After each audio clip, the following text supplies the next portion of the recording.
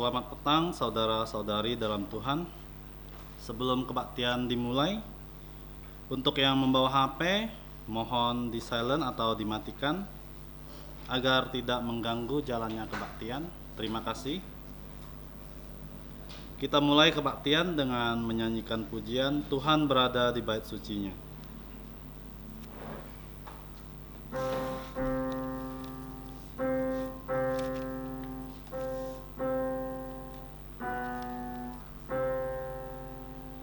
Tuhan berada di bait sucinya, semua orang di hadapan Tuhan sujudlah, berdiam diri, sembah sujud. Amin. Mari bersatu teduh. 2 Korintus pasal 6 ayat 2. Sebab Allah berfirman, pada waktu aku berkenan, aku akan mendengarkan engkau, dan pada hari aku menyelamatkan, aku akan menolong engkau. Sesungguhnya waktu ini adalah waktu perkenanan itu. Sesungguhnya hari ini adalah hari penyelamatan itu. Amin. Saat teduh selesai, mari kita bangkit berdiri dan memuji Tuhan dengan pujian nomor 8.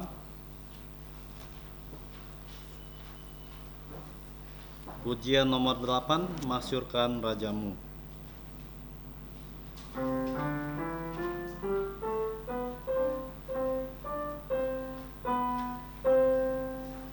Masyurkan Rajamu dan sembahlah Dia, angkatlah suaramu, bernyanyi bergemar, bernyanyilah dengan jantung bergemar memuji Dia. Kristus memerintah, kasih-Nya besarlah. Ia basuh dosaku, Ia bertata tinggi, bernyanyilah dengan jantung bergemar memuji Dia. Kristus Yesus Tuhan, tatanya kekal, kunci kerajaan maut diberikan padanya. Bernyanyilah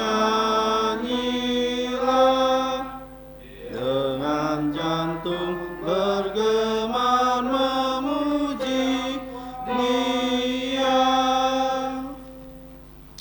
Kita tetap bangkit berdiri. Mari kita masuk dalam doa. Allah Bapa kami di sorga, kami datang ke tatamu yang kudus, sekaligus tata anugerah pengampunan dosa, melalui Putra Tunggal-Mu, Tuhan kami Yesus Kristus. Kami berterima kasih karena Engkau memberi kami kesempatan untuk berkebaktian pada hari ini. Kami mohon belas kasihan-Mu mengampuni dosa-dosa kami, sehingga kami dilayakkan datang ke hadirat-Mu yang kudus. Mohon Roh-Mu menyertai kami sehingga kami dapat menyembah Engkau sesuai dengan kebenaran firman-Mu, supaya setiap acara kebaktian ini berkenan kepadamu dan hanya untuk memuliakan Engkau dan Putra-Mu dan Roh-Mu yang kudus. Dengarkanlah doa kami yang kami ucapkan dengan rasa terima kasih di dalam nama Tuhan Yesus yang telah mengajar kami doa Bapa kami. Bersama-sama mari kita berdoa. Bapa kami yang di sorga, dikuduskanlah nama-Mu, datanglah kerajaan-Mu, jadilah kehendak-Mu di bumi seperti di sorga. Berikanlah kami pada hari ini makanan harian kami, dan ampunilah kami akan kesalahan kami, seperti kami juga mengampuni orang bersalah kepada kami. Dan janganlah membawa kami ke dalam pencobaan, tetapi lepaskanlah kami dari yang jahat. Karena Engkau yang punya kerajaan dan kuasa dan kemuliaan sampai selama-lamanya. Amin. Gloria Patria.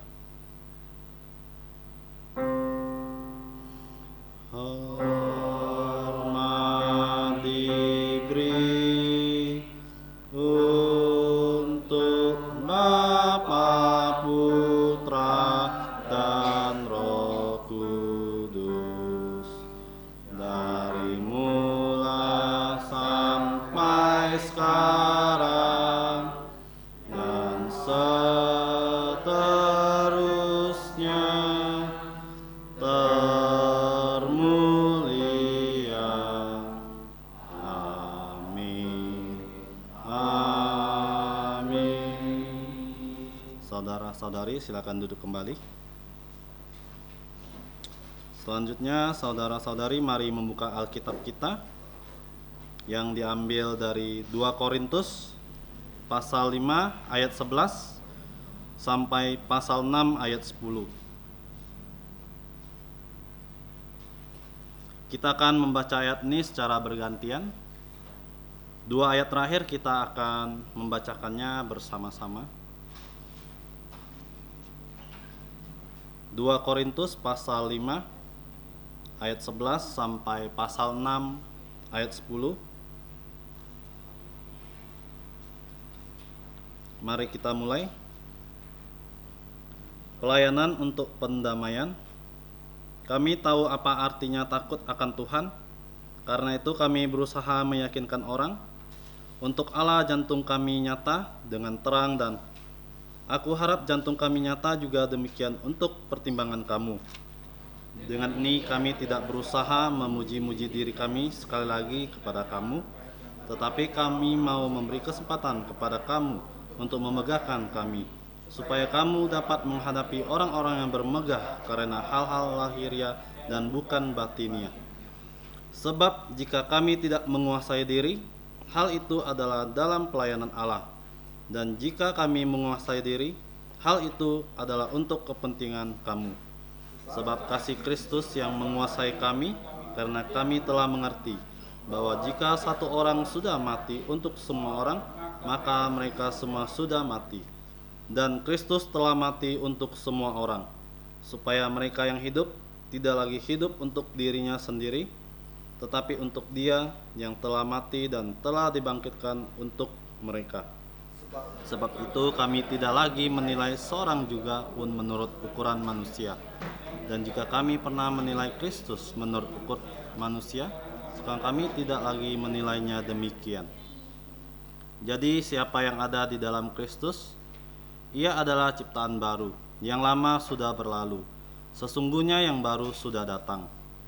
Dan semuanya ini dari Allah, yang dengan perantaraan Kristus telah mendamaikan kita dengan dirinya, dan yang telah mempercayakan pelayanan pendamaian itu kepada kami. Sebab Allah mendamaikan dunia dengan dirinya oleh Kristus dengan tidak memperhitungkan pelanggaran mereka. Ia telah mempercayakan berita pendamaian itu kepada kami. Jadi kami ini adalah utusan-utusan Kristus, seakan-akan Allah menasihati kamu dengan perantaraan kami. Dalam nama Kristus kami meminta kepadamu, berilah dirimu didamaikan dengan Allah.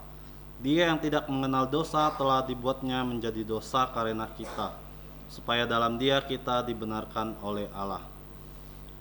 Sebagai teman-teman sekerja, kami menasihatkan kamu supaya kamu jangan membuat menjadi sia-sia kasih karunia Allah yang telah kamu terima.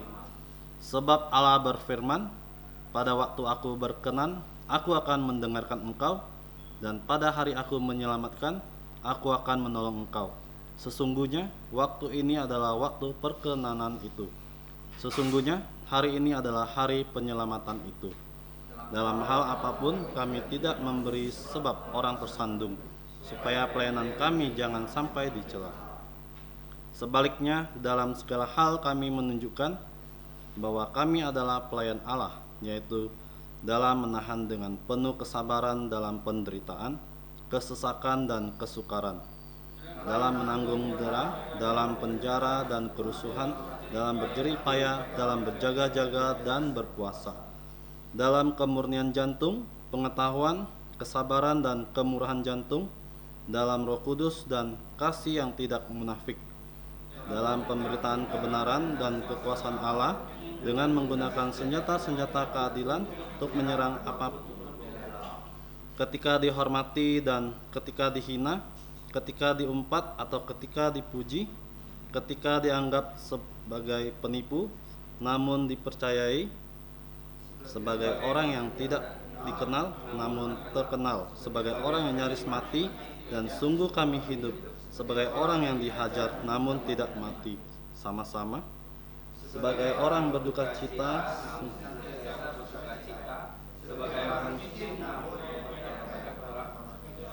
orang sekalipun kami memiliki segala sesuatu. Bersyukur kepada Tuhan untuk firman yang sudah kita bacakan. Selanjutnya kita akan menyanyikan pujian kembali, pujian nomor 150.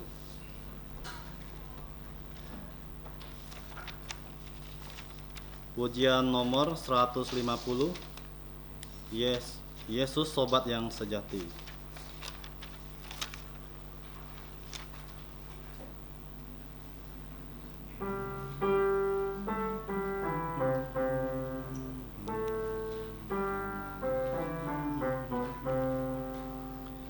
Yesus sobat yang sejati, tanggung segala dosaku, tiap aku boleh bawa dalam doa padanya. Bila jantungku gelisah, percumalah berlelah, bersandarlah pada Yesus, berdoalah padanya. Bila ada pencobaan dan bimbang di jantungku, ku tak akan putus asa, pada Tuhan berseru. Tiada yang seperti Yesus yang menanggung susahku.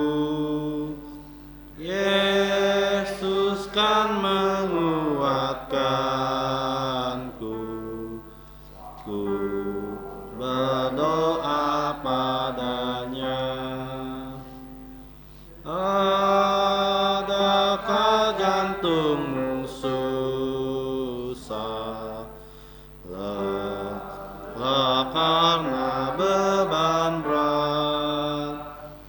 Yesuslah penolong kita, berdoalah padanya. Walau kawan tinggalkanmu, datanglah kepadanya, dan di dalam pelukannya jantungmu sentosalah. Selanjutnya ayat hafalan yang terdapat di buletin di dalam kotak, yang diambil dari 2 Korintus pasal 5 ayat 21. Kita akan membacakan ayatnya sebanyak 3 kali. 2 Korintus pasal 5 ayat 21. Mari kita mulai. 2 Korintus pasal 5 ayat 21. Dia yang tidak mengenal dosa telah dibuatnya menjadi dosa karena kita, supaya dalam Dia kita dibenarkan oleh Allah. 2 Korintus pasal 5 ayat 21. Dia yang tidak mengenal dosa telah dibuatnya menjadi dosa karena kita, supaya dalam Dia kita dibenarkan oleh Allah. Sekali lagi, 2 Korintus pasal 5 ayat 21. Dia yang tidak mengenal dosa telah dibuatnya menjadi dosa karena kita, supaya dalam Dia kita dibenarkan oleh Allah. Saudara-saudari, silakan membawa pulang buletin ini agar dapat menghafalkan ayat hafalannya di rumah masing-masing. Selanjutnya kita lihat warta gereja di buletin ini.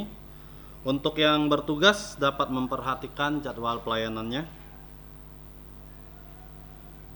Warta gereja yang pertama, kebaktian pengucapan syukur atas pernikahan Yunis dan Danwin akan diadakan pada hari Selasa tanggal 23 September jam 6 sore di gereja. Untuk yang mau hadir silakan mendaftarkan diri kepada PI Jakaria ya. Warta gereja yang kedua, persekutuan remaja pemuda akan diadakan pada hari Selasa tanggal 30 September jam 6 sore. Oke, selamat datang untuk saudara-saudari yang pertama kali hadir di tempat ini. Jika tidak ada, mari kita doakan agar Tuhan menambahkan jiwa-jiwa baru di gereja ini. Selanjutnya kita akan memberikan persembahan. Untuk kantong persembahan akan dibawakan oleh saudari Seling. Sambil menjalankan persembahan, kita akan menyanyikan pujian. Pujian nomor 52.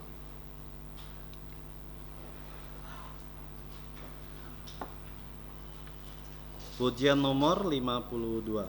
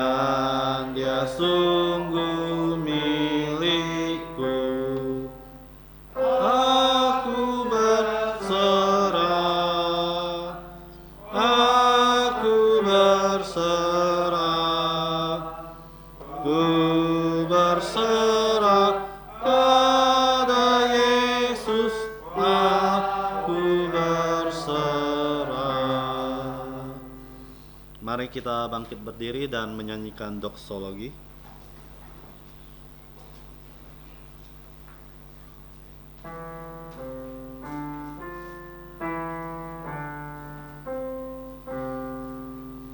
Puji Allah. Puji Dia semua ciptaannya, puji Dia para malaikat, Bapa, Putra, dan Roh Kudus. Amin. Mari kita berdoa. Bapa kami di sorga, kami menyerahkan persembahan kami. Kiranya Engkau berkenan menerimanya. Pakailah persembahan ini untuk kemuliaan nama-Mu dalam pelayanan dan perluasan kerajaan-Mu di muka bumi. Berkatilah saudara-saudari yang telah membawa persembahan ini, khususnya anak-anak yang uangnya berasal dari orang tua mereka, supaya semua keluarga kami percaya Tuhan Yesus dan diselamatkan. Ajarlah kami melayani Engkau sebagai korban hidup yang memuliakan nama-Mu. Demikianlah kami berdoa dan berterima kasih di dalam nama Tuhan Yesus. Amin. Silakan duduk kembali. Untuk anak-anak, silakan menuju kelas sekolah minggu. Selanjutnya kita akan mendengarkan firman Tuhan yang akan dibawakan oleh pengabar Injil Rudikus dengan tema Teman Sepelayanan dalam Tuhan. Kepada hambanya kami persilahkan.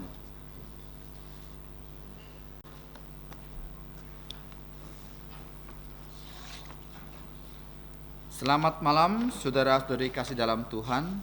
Sebelum kita dengarkan firman Tuhan, mari kita sekali lagi membaca ayat yang akan kita renungkan pada malam hari ini sebagai landasan kita merenungkan firman Tuhan. Dari 2 Korintus pasal 5 ayat 20 sampai 2 Korintus pasal 6 ayat 2. Jadi hanya 4 ayat saja yang akan kita menjadi fokus pada malam hari ini. 2 Korintus pasal 5 ayat 20 sampai 2 Korintus pasal 6 ayat 2. 1, 2, 3. Jadi kami ini adalah utusan-utusan Kristus, seakan-akan Allah menasihati kamu dengan perantaran kami. Dalam nama Kristus kami meminta kepadamu, berilah dirimu didamaikan dengan Allah. Dia yang tidak mengenal dosa telah dibuatnya menjadi dosa karena kita, supaya di dalam Dia kita dibenarkan oleh Allah. Sebagai teman-teman sekerja, kami menasihatkan kamu supaya kamu jangan membuat menjadi sia-sia kasih karunia Allah yang telah kamu terima. Sebab Allah berfirman, pada waktu aku berkenan, aku akan mendengarkan engkau. Pada aku menyelamatkan, aku menolong engkau. Sesungguhnya waktu ini adalah waktu perkenanan itu. Sesungguhnya hari ini adalah hari yang benar itu. Mari kita berdoa. Tuhan Bapa kami di surga, kami bersyukur kami sudah membaca firman-Mu. Tolong kami ya Tuhan untuk kami merenungkan firman-Mu, belajar dan pakai baik yang berbicara juga mendengarkan agar kami mendapatkan berkat rohani dari firman Tuhan. Terima kasih. Ampuni dosa kami berdoa dalam nama Tuhan Yesus. Amin. Malam hari ini ya, tema renungan pada malam hari ini adalah teman sepelayanan dalam Tuhan. Nah, kita lihat di dalam dunia ini ya, kita akan dipertemukan oleh banyak orang. Ya. Dan sebagian besar orang itu dapat kita golongkan menjadi dua bagian. Yang pertama, orang baik. Yang kedua, orang tidak baik. Orang baik ya akan membawa hal-hal positif dalam hidup kita, sehingga kita dapat bersama-sama bertumbuh menjadi baik dengan dia.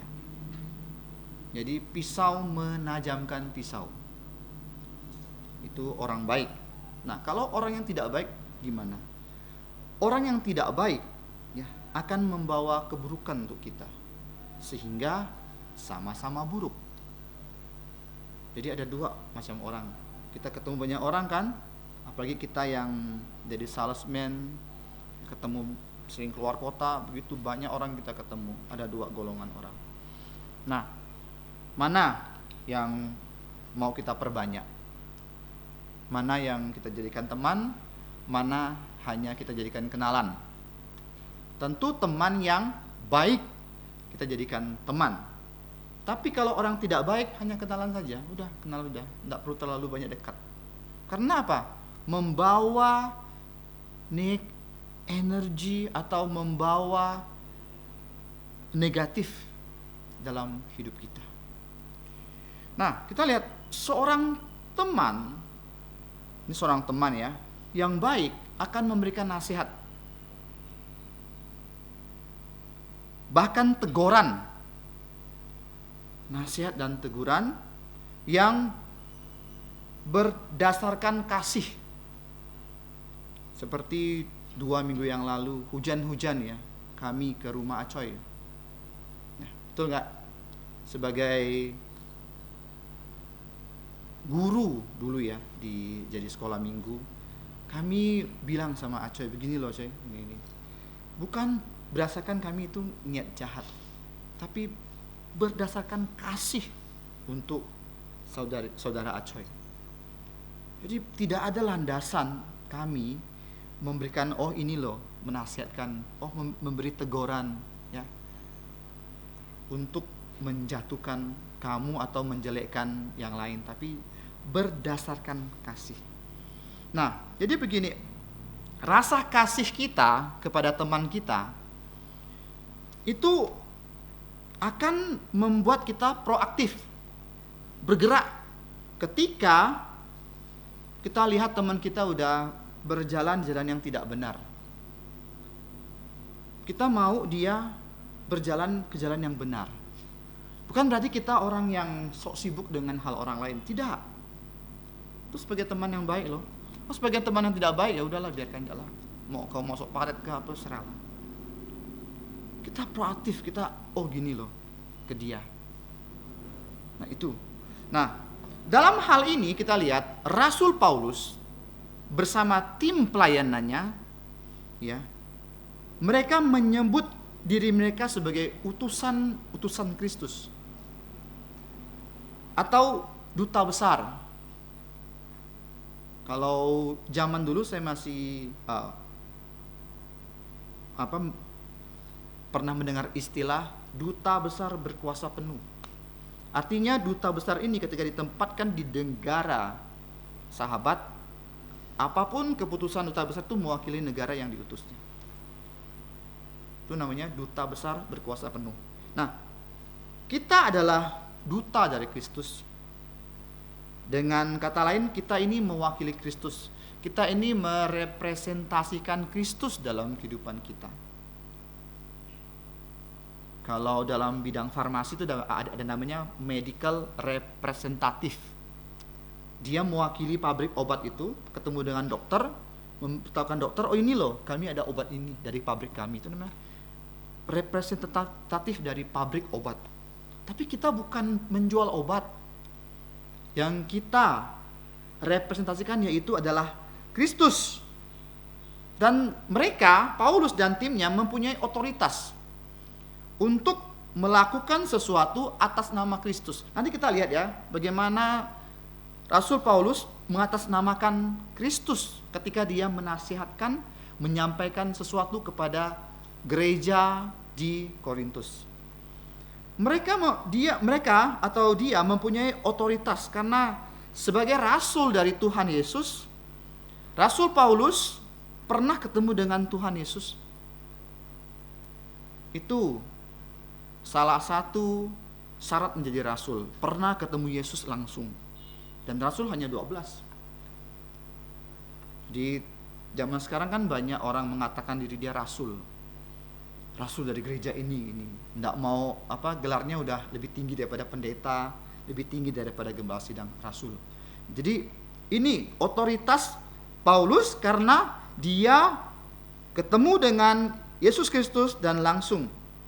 Jadi otoritas yang ada dalam dia itu langsung dari Yesus untuk apa? Untuk menyampaikan pesan-pesan dari Tuhan Yesus. Khususnya di sini kepada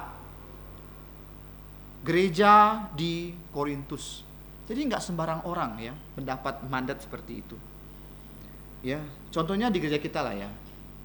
Nggak semua PI itu mendapat mandat untuk, ataupun nggak semua PI tidak ada mandat untuk membaptis orang kan, sesuai dengan aturan gereja kan. Dan juga sebagai PI tidak ada mandat untuk menikahkan orang dalam gereja. Hanya pendeta yang mempunyai otoritas seperti itu. Jadi kita lihat lantas ya, apa yang Paulus sampaikan kepada orang-orang percaya di gereja Korintus. Apa? Nah, kalau kita baca dari ayat 20, jadi kami ini adalah utusan-utusan Kristus, seakan-akan Allah menasihatkan kamu dengan perantaran kami. Dalam nama Kristus kami meminta kepadamu. Jadi Paulus mempunyai otoritas berbicara atas nama Kristus. Kami ya meminta kepadamu, berilah dirimu didamaikan dengan Allah. Nah, kalau kita melihat Paulus ini menggunakan bahasa yang lembut sekali. Bahasa yang lembut sekali ini adalah satu dari karakter orang yang sudah lahir baru. Berbahasa lembut, tidak kasar. Ya, lalu apa? Yaitu kelemah lembutan. Yaitu merupakan satu dari 9 aspek dari buah Roh Kudus. Masih ingat buah Roh Kudus itu apa? Jangan bilang Kristen sejak lahir tapi tidak tahu apa itu buah Roh Kudus.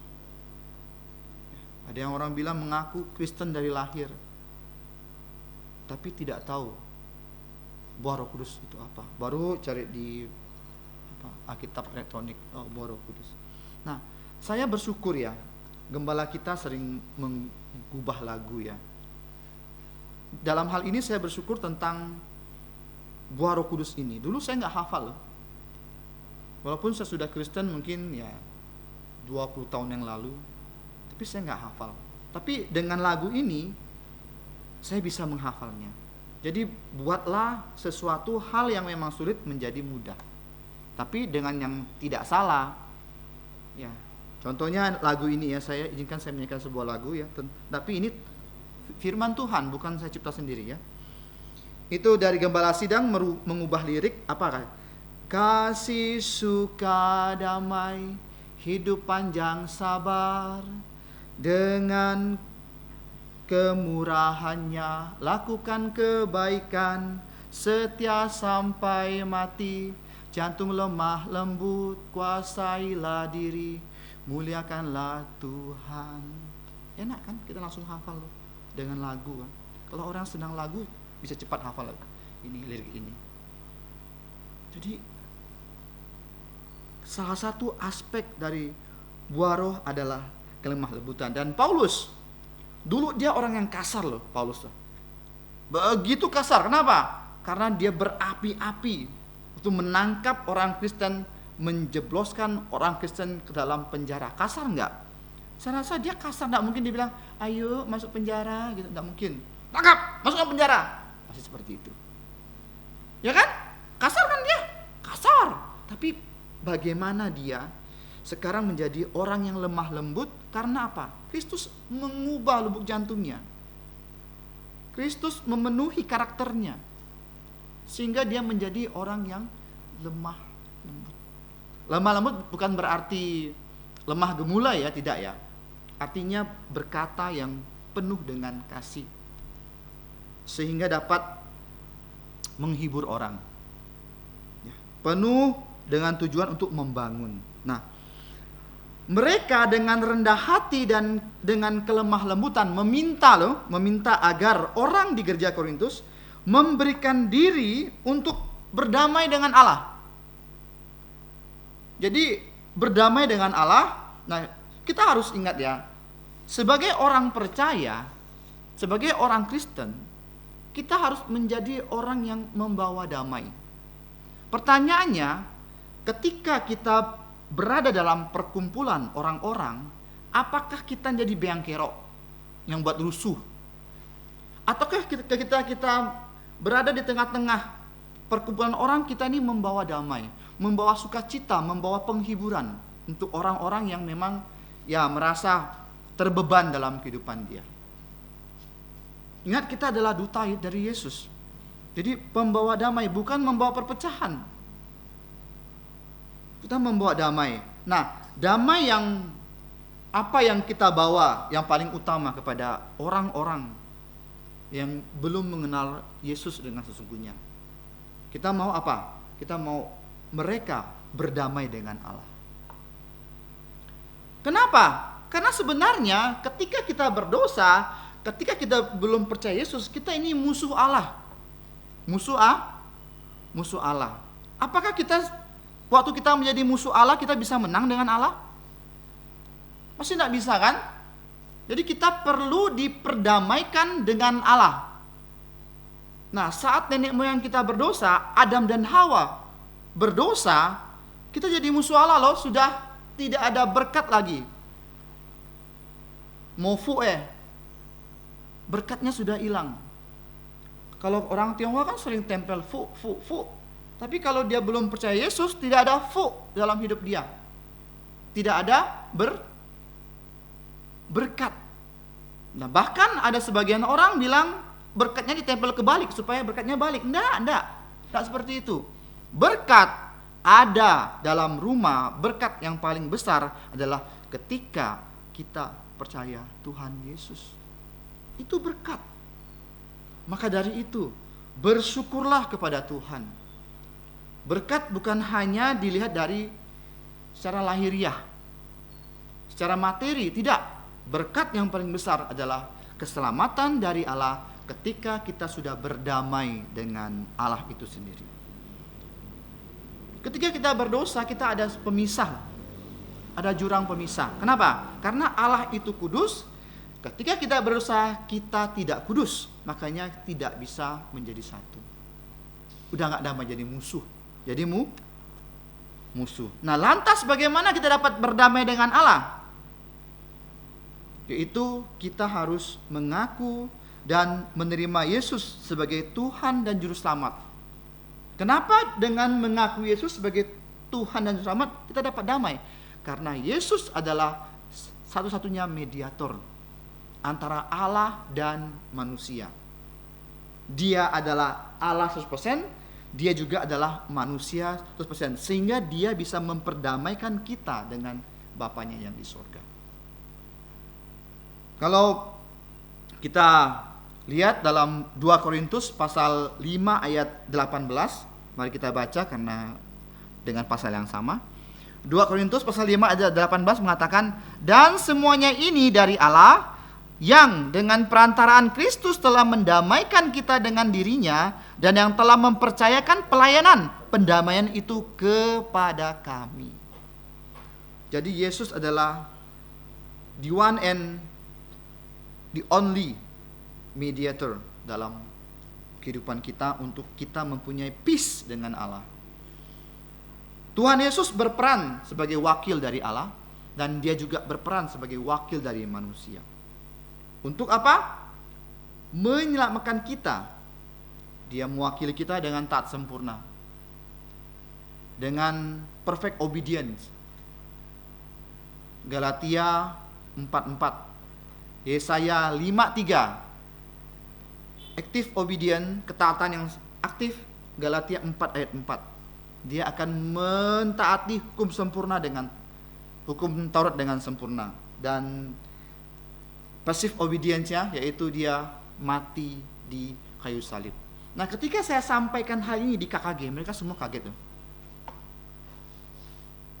Waktu pertemuan guru ketika saya berkhotbah tentang passive obedience, mereka semua seperti kaget. Saya bilang kalau Yesus hanya mati tidak dapat menyelamatkan kita. Mereka kaget. Oh, ini ajaran sesat katanya.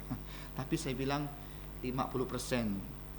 Yang tepat adalah Yesus harus hidup mentaati hukum Taurat dengan sempurna dan dia mati mewakili kita. Itu adalah the perfect obedience dari Tuhan Yesus. Baru mereka setuju. Jadi kita lihat di sini bukan saja kita berdamai dengan Allah. Yang pertama apa? Kita harus berdamai dengan Allah dulu. Karena kita ini musuh Allah. Yang kedua, kita harus berdamai dengan diri sendiri. Berdamai dengan apa? Diri sendiri. Ikut Yesus, pikul salib, menyangkal diri. Berdamai dengan diri sendiri. Saya tidak tahu masa lalu kita semua di sini seperti apa. Mungkin kita pernah jadi penjahat. Mungkin kita pernah jadi penipu ulung. Atau kehidupan kita dulu yang begitu gelap, sehingga kita tidak dapat memaafkan diri kita sendiri. Kita tidak dapat meninggalkan manusia lama kita. Tapi dalam 2 Korintus pasal 5 ayat 7 mengatakan apa? Karena kita ini adalah, jadi barang siapa dalam Kristus, ia adalah ciptaan baru, yang lama sudah berlalu.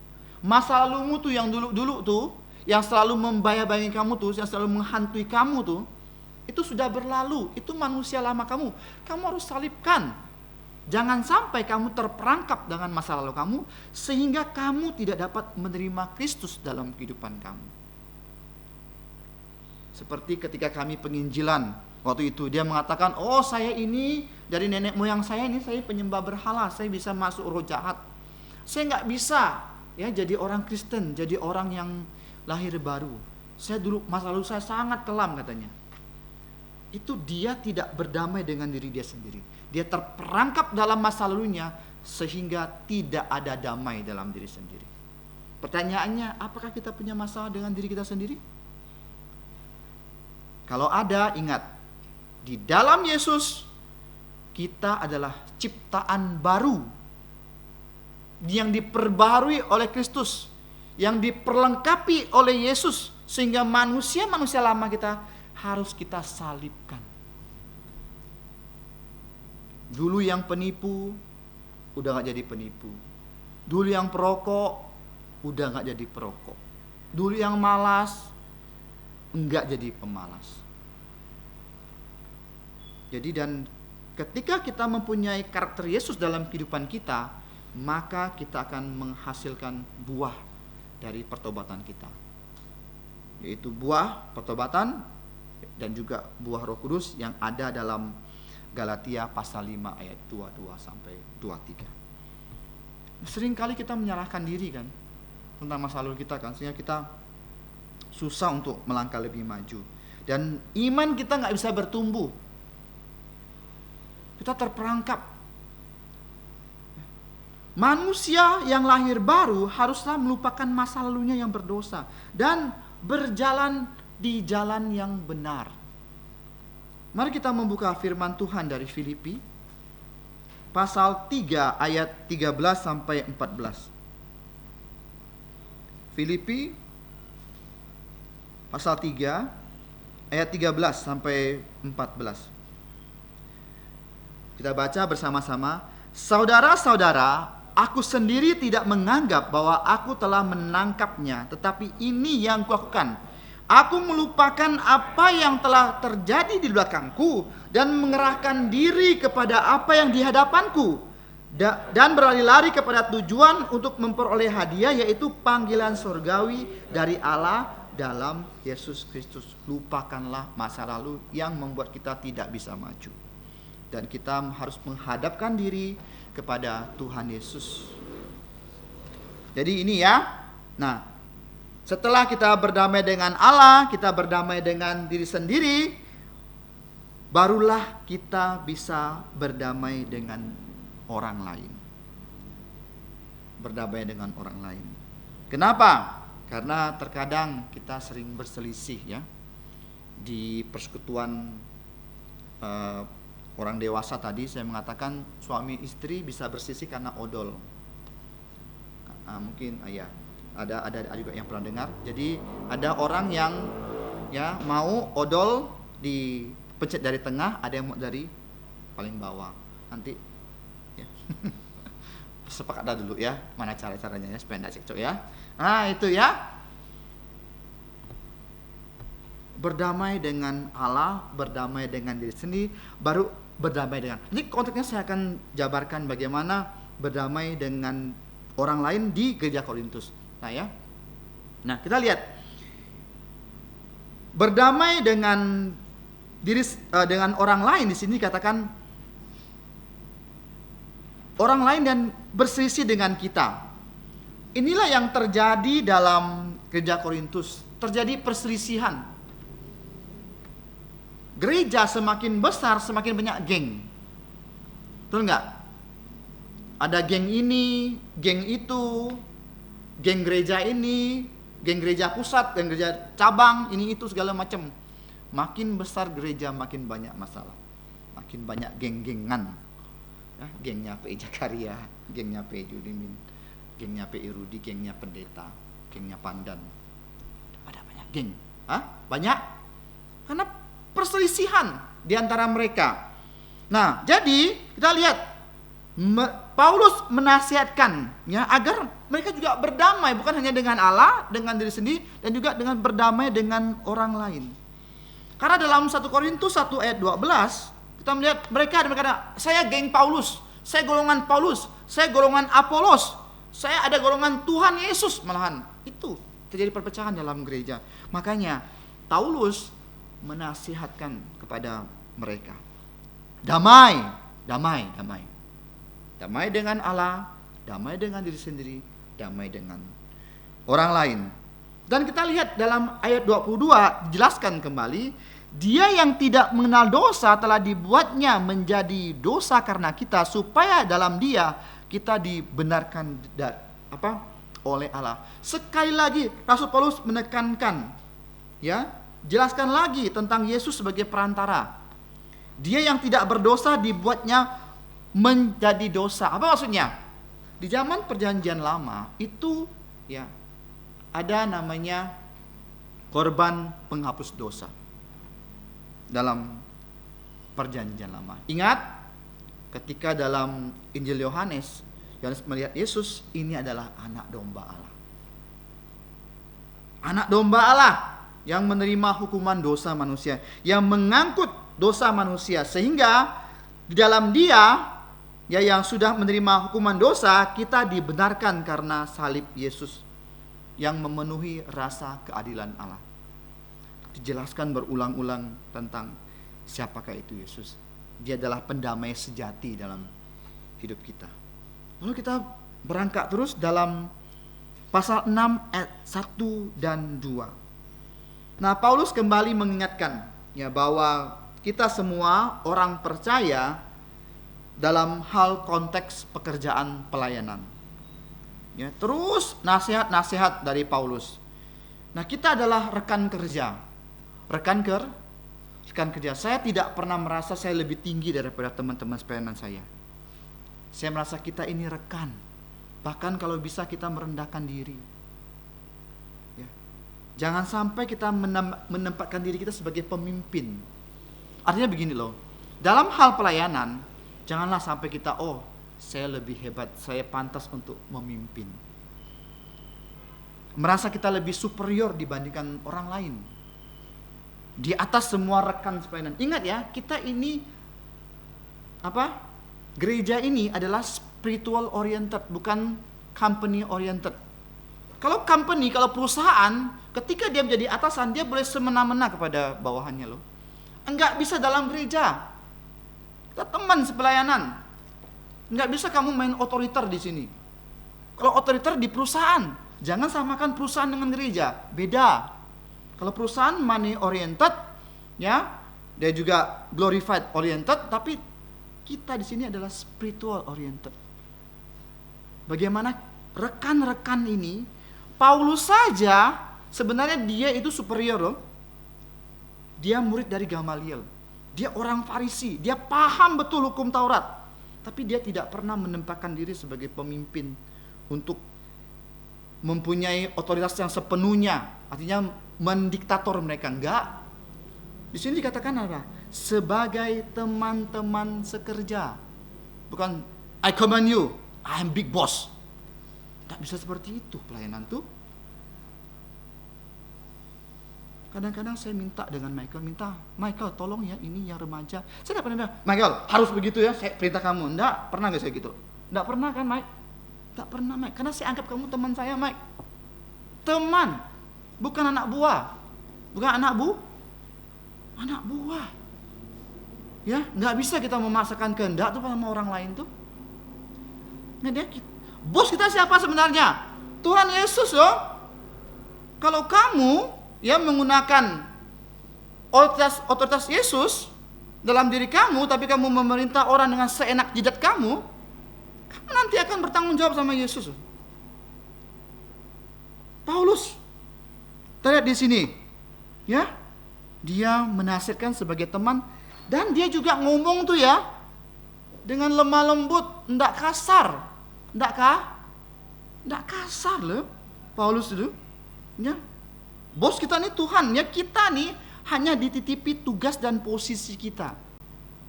Tugas dan posisi nanti kita bertanggung jawab sama Yesus. Apakah ketika kamu dipercayakan ke posisi seperti ini kamu semena-mena? Lalu Paulus di sini memberikan nasihat. Namanya nasihat itu gini ya. Syukur-syukur diterima. Kalau mau dengar, ya syukur. Kalau nggak mau dengar, resiko kamu sendiri. Itu nasihat. Jangan pemaksaan kehendak. Nah, agar pelayanan yang kita kerjakan bersama-sama, yang susah payah nih, yang kita sudah bangun bersama ini, ya, dari nol, ndak sia-sia. Ndak apa? Ndak sia-sia. Karena kita bangun dengan susah payah. Tidak, tolonglah jangan sampai pelayanan dengan sia-sia dan tidak mendapatkan perkenanan dari Tuhan. Di hati Tuhan tidak menerima pelayanan kita karena kita sembarangan dalam memanage pelayanan, semau-mau kita. Pelayanan tuh perlu manajemen yang baik loh. Kalau kita lihat Yesus tuh manajemennya bagus tuh. Manajemennya bagus. Diutus 2. Ada yang jadi bendahara. Ada yang mengurus ini, mengurus itu. Ada yang jadi yang banyak sekali lah diatur. Bahkan ketika dia mengadakan mujizat, dia mengerti 2 ikan, bagaimana Yesus memanage orang? Dikelompokkan, nggak langsung, ayo semua makan, berebut lah dia. Kacau lah. Jadi perlu manajemen yang baik dalam pelayanan. Nggak bisa semau-mau kita langsung mendadak begitu. Nggak bisa ya. Jadi sungguh-sungguhlah pelayanan. Nah, kasih karunia memang gratis diberikan Tuhan kepada kita. Namun, kita harus memaksimalkan kasih karunia itu yang Tuhan berikan kepada kita, agar kita ini jangan berleha-leha.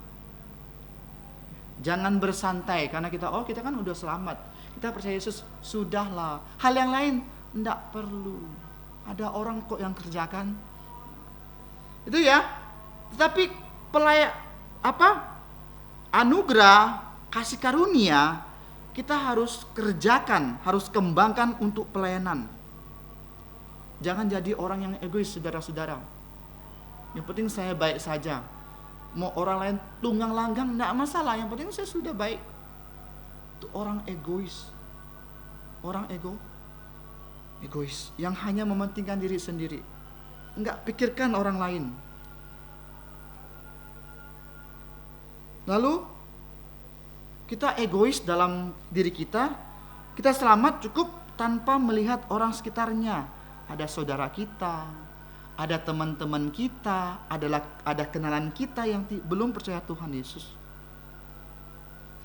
Kita ajak tuh yang baik gitu loh. Jangan ajak yang tak baik. Ajak yang tak baik kan gampang, yang penting senang-senang. Ajak yang baik susah orang tuh, ya. Ajak yang baik, ajak berkumpul, bahas pelayanan, ajak tuh yang baik. Nah, kamu lihat di sini ya. Dan dikatakan sini, pada waktu kita sudah pelayanan, layani dengan baik sehingga Allah berkenan dalam pelayanan kita.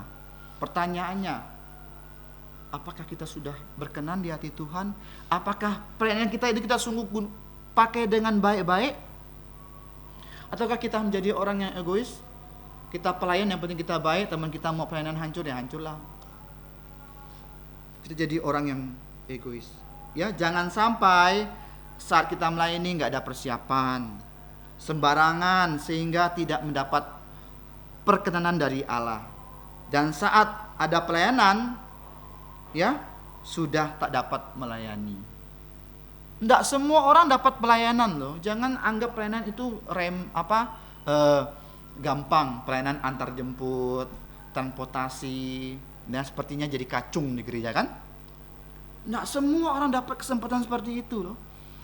Privilege, kebanggaan. Jangan jadikan pelayanan itu beban.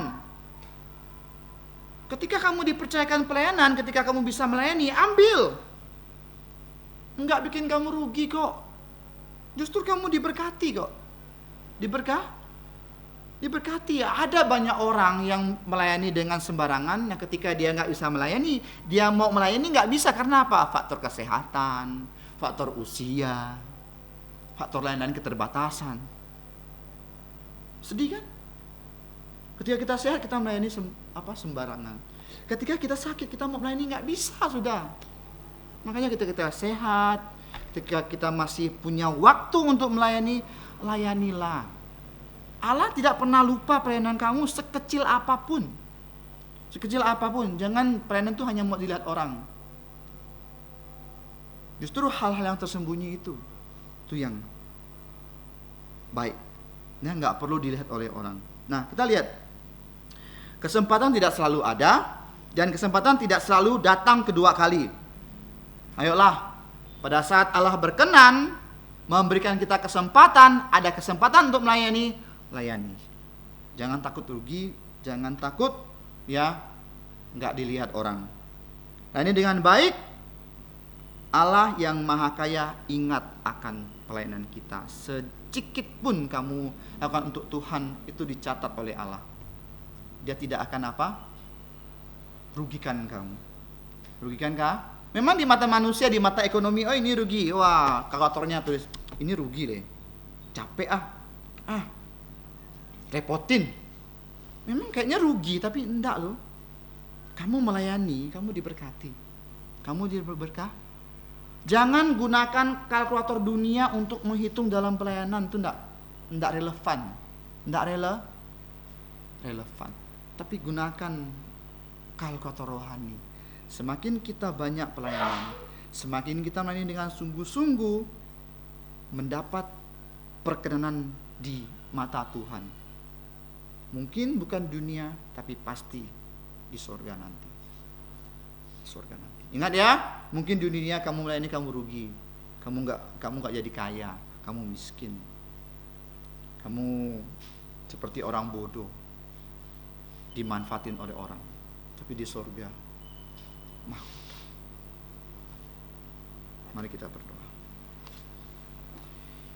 Bapa kami di surga, Allah pencipta langit dan bumi, kami tahu ya Tuhan, ketika kami berdosa, Engkau sudah memberikan kami yang terbaik, yaitu keselamatan dalam Tuhan kami Yesus Kristus. Tapi ketika kami hidup, kami masih diberi kesempatan untuk melayani, dan kami mohon Tuhan pakai kami sebagai saluran berkat untuk melayani orang dengan lebih baik lagi. Terima kasih Bapa, ampuni segala dosa dan kesalahan kami. Kami berdoa dalam nama Tuhan Yesus. Amin. Kita berdiri, kita puji Tuhan. Pujian nomor 337.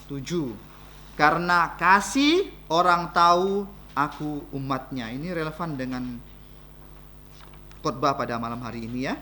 337.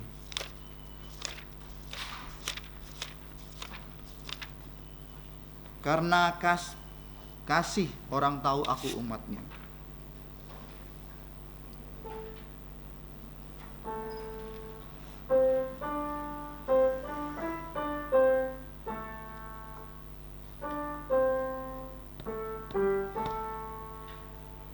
Kita bersatu di dalam Roh Tuhanku.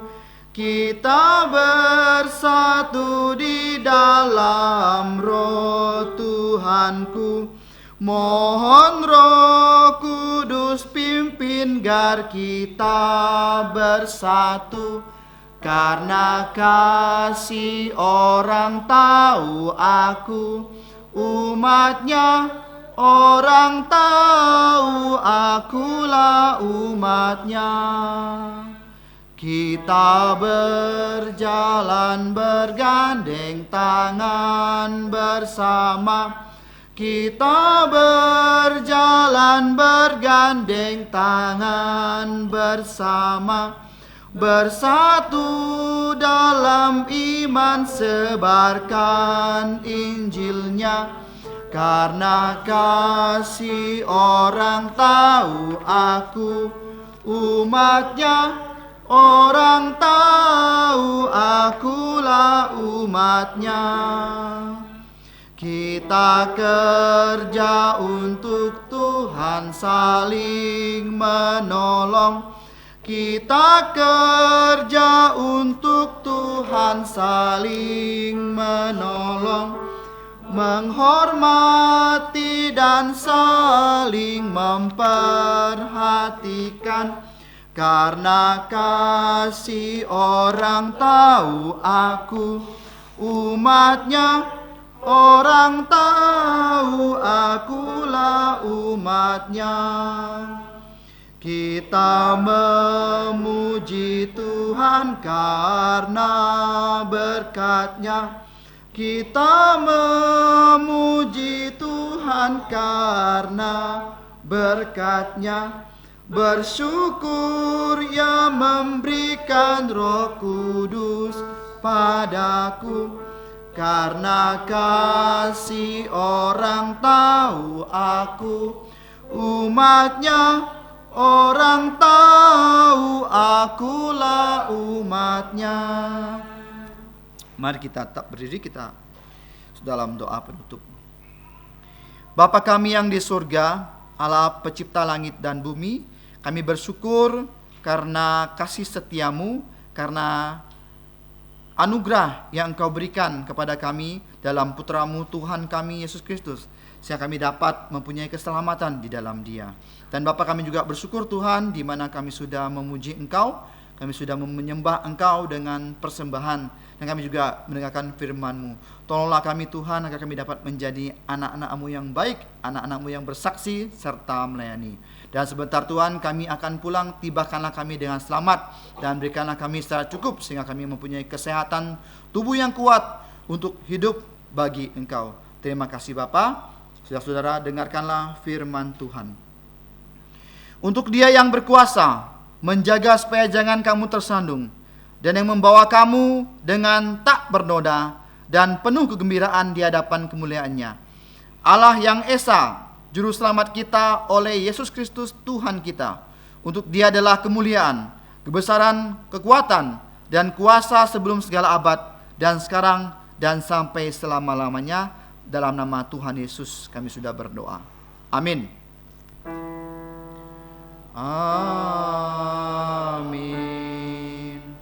Amin.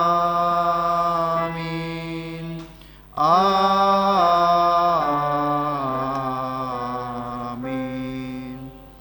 Amin. Kita duduk. Kita memuji Tuhan dengan Tuhan memberkati kau. 3, 2, 1.